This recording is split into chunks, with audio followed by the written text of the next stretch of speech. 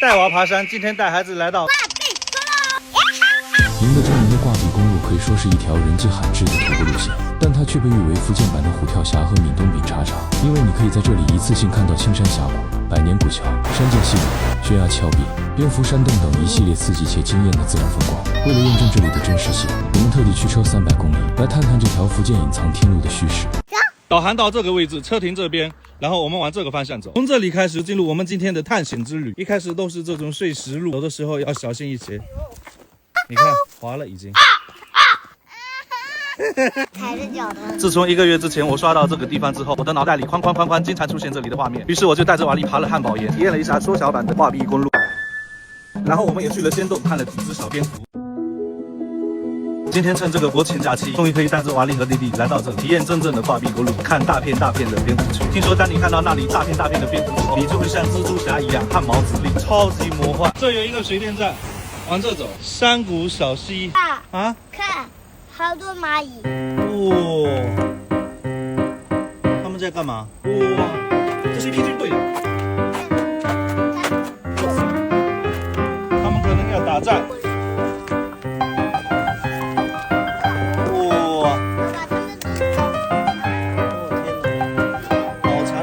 爸爸，蚂蚁可能跟我们一样要去享受旅行。弟弟啊，那些蚂蚁是不是跟我们一样要去享受世界啊？那是打仗，是不是啊？打仗。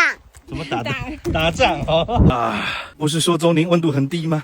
怎么现在下午3点还这么热？沿着这条路走，可以看到一座古桥，好清澈啊！这种路对于妈妈和弟弟来说都是一种考验。它不会有石头掉下来吧？哦，这种悬崖路，看到了。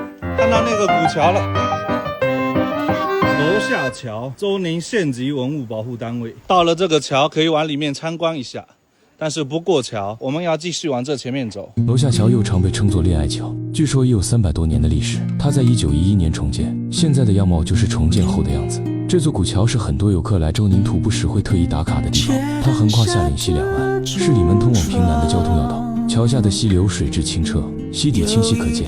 哇！站在桥立从通光窗口向外探去，是另外一片天地，能够很直观地看到这个峡谷里的样子。人走在这样的复古风之中，不会写词都像个诗人。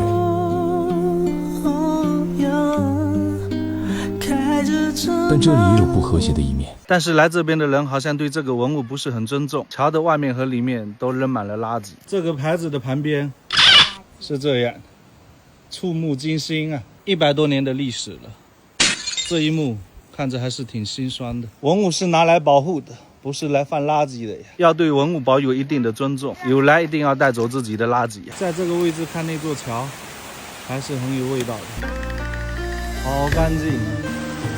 这里的溪流像一条露丝带一般扎在山谷，美得不像话。好像到了，就是那边。等下我们会看到大片的蝙蝠哦。你要不要看蝙蝠啊？爸爸，我敢看。为啥？因为我有经验了。蝙蝠现在对你来讲是可怕还是可爱？可爱，大蝙蝠。好的嘞，从这里开始，这里的风景就开始变得美了，感觉渐渐来了。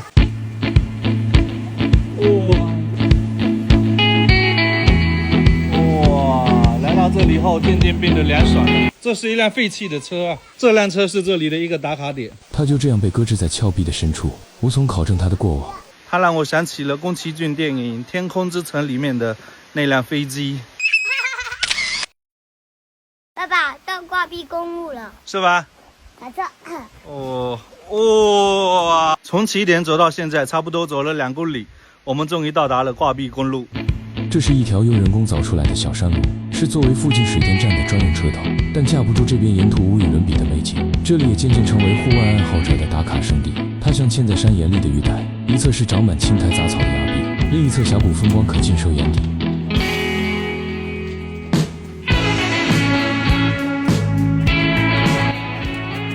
而它有一个缺点，就是偏短。过了挂壁公路，便来到孩子们心心念念的穿山洞。看蝙蝠，看蝙蝠！我们一家现在要进入这个山洞，里面有大量的蝙蝠。可怕！可怕吗？相信我，他们不可怕，他们真的很可爱。不怕，不怕，不怕！什么声音？什么声音啊？怎么有一股风声？在想。哦，别说，我想看到蝙蝠了。别说，我看到蝙蝠了。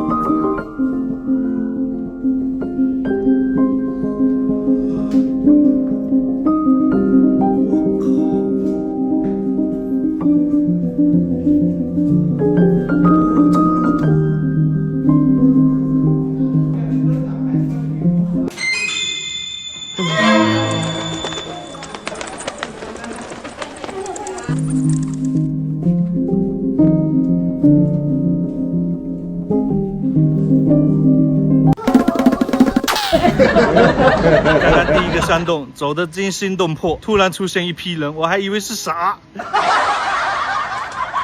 第一个洞出来之后，马上要进入第二个洞，我们再进去里面看一看。慢慢走进来。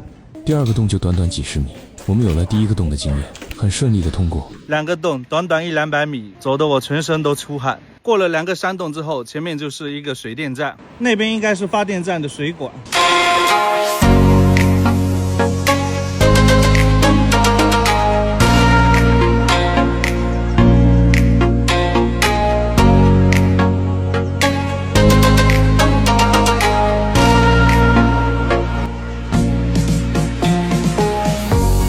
因为现在时间比较晚，现在要原路返回，相对来说会比较推荐宁德附近的朋友来这边玩一玩。弟弟那么大的小孩，我就不建议来了，因为这里的路确实都是一些碎石路，不太好走，一不小心很容易就会摔倒。妈，刮风下雨天不要过来，因为像这种林崖，很容易就会有碎石掉下来，这样就比较危险了。如果不想来的话，就看看我的视频就好了。这条路所有值得逛的点都在我的视频里面。今天我们的下一个打卡点是秋楼村，秋楼村是这里很有名的一个古村落，我们去打卡一下。秋楼村本是一个古村落，附近有一棵千年银杏非常出彩，但此时天色幽暗，此树离村子还有几里地的脚程，我们无缘看见其真容。到这里最重要的一件事情就是对着这些壁画拍照。